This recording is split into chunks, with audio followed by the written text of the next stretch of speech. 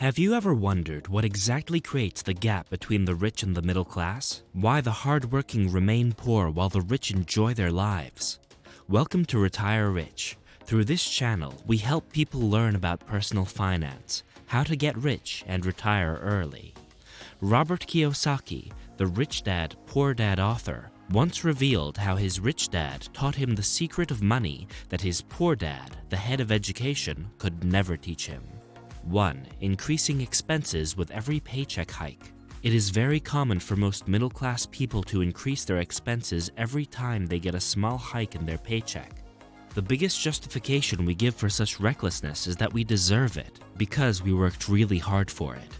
Also, most of us like to keep up with the Joneses. If our neighbor gets a new car, we too get tempted to buy one. Has this ever happened to you? No expense is justified if it sets you back financially or makes your life uncomfortable. Upgrading to a bigger house, buying a nicer car, or taking more expensive vacations add up quickly and lead to financial strain.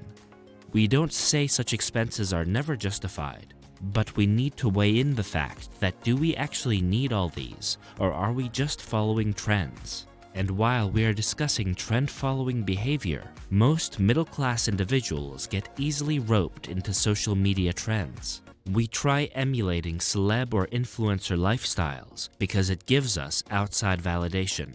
What we don't realize is that celebs and influencers add on to their wealth through social media, while we end up reducing our wealth, trying to keep up with them. It is very important to be mindful of where your money is going and prioritize your spending.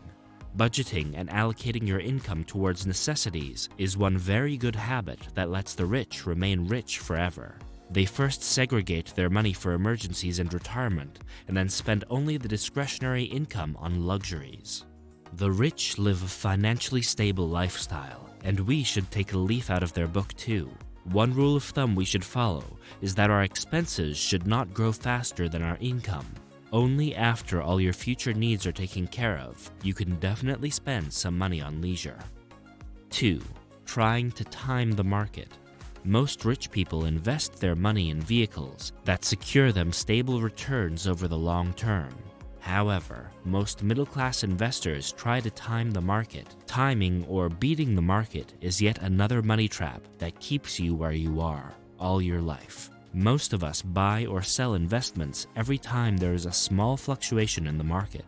Did you know even the legendary investor Warren Buffett made the same mistake when he bought his first stocks? He bought 3 stocks of an oil company for $38.25 per share. By the end of that day, they were trading at $37. Getting troubled by this small fall, he sold these stocks a few months later at $40 per share. Had he remained invested for just a few years, he would have sold them for $200 apiece. But Mr. Buffett was only 11 years old when he made this mistake. While most of us make this same mistake way into our adulthood, we think of getting out just after making short-term gains without considering the company's fundamentals and growth prospects. The rich don't do that. They buy undervalued investments and let them grow for years to come.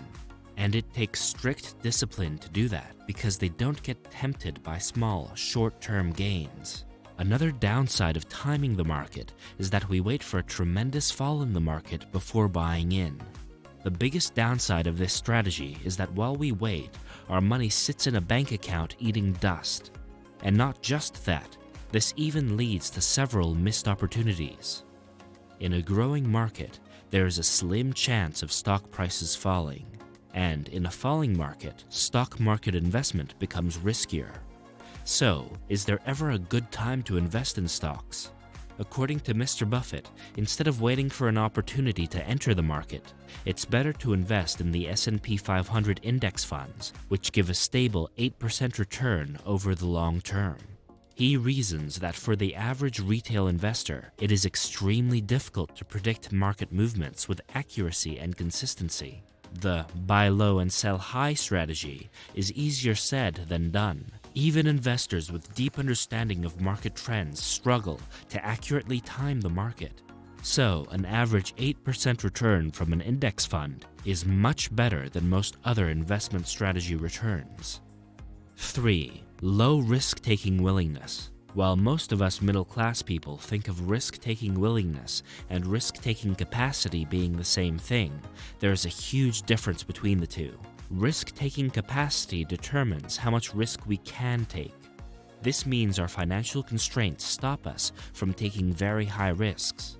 For example, if we have a huge student loan to pay off, we can't think of leaving our job. On the other hand, risk-taking willingness determines how much risk we want to take.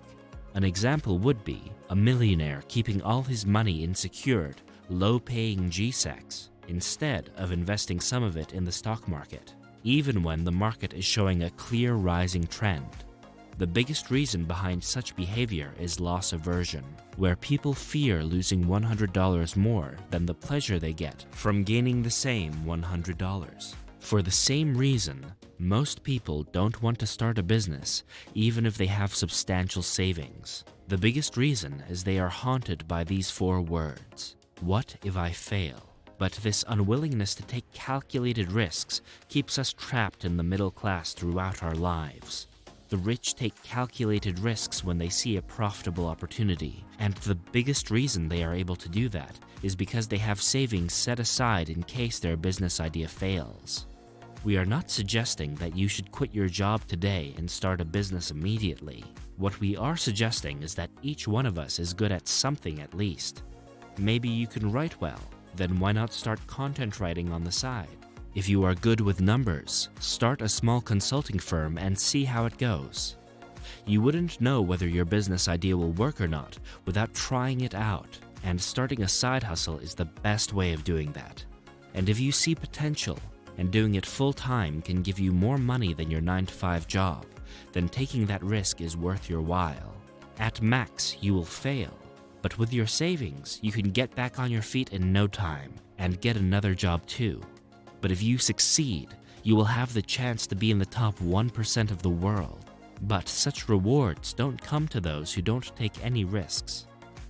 4. Investing mindlessly. In today's times, there is a lot of buzz around investing. With finance influencers popping around every nook and corner, all of us know the value of investing. But what most middle-class individuals like you and me don't know is where to invest.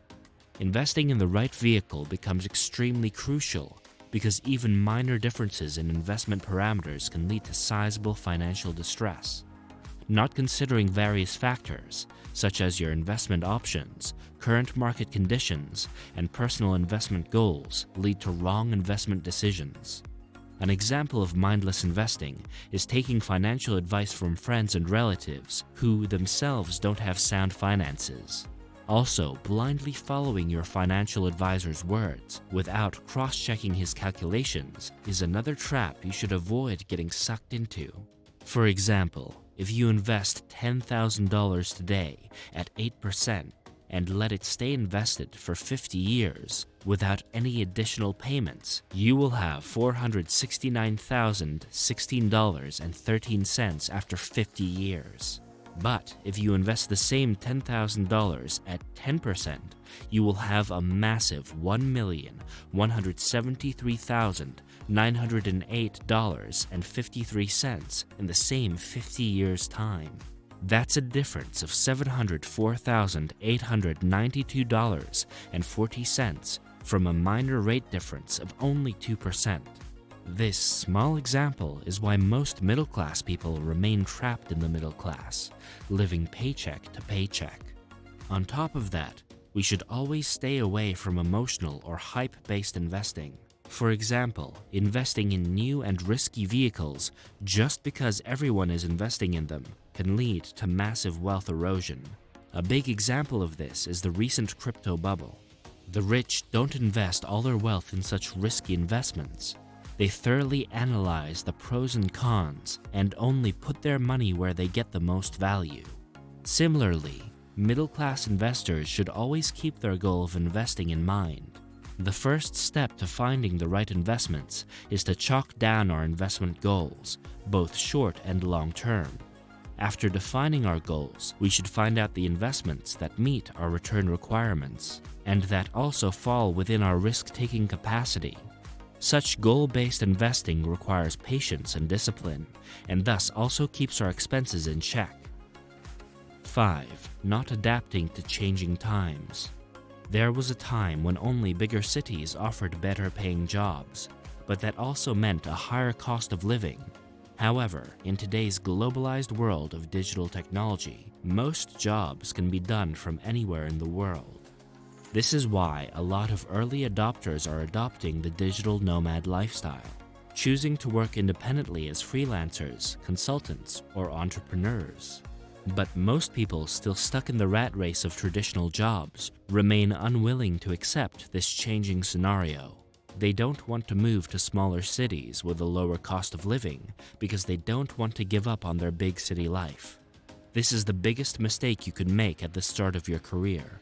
Most of us get influenced by the go big or go home philosophy, like going home is a bad thing. What we don't realize is that most successful startups in the world were started by talented individuals working out of their parents' garage. Apple, Amazon, and Google are just a few examples. Working out of low-cost cities is extremely cost-effective, and that's what you need at the start of your career.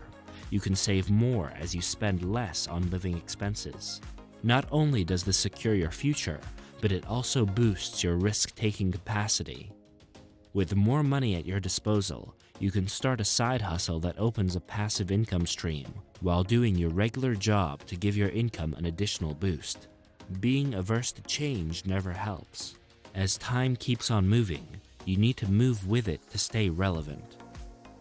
6. Not investing in real estate. Most middle-class people think of a house as a home they live in, but the rich think of it as a productive asset.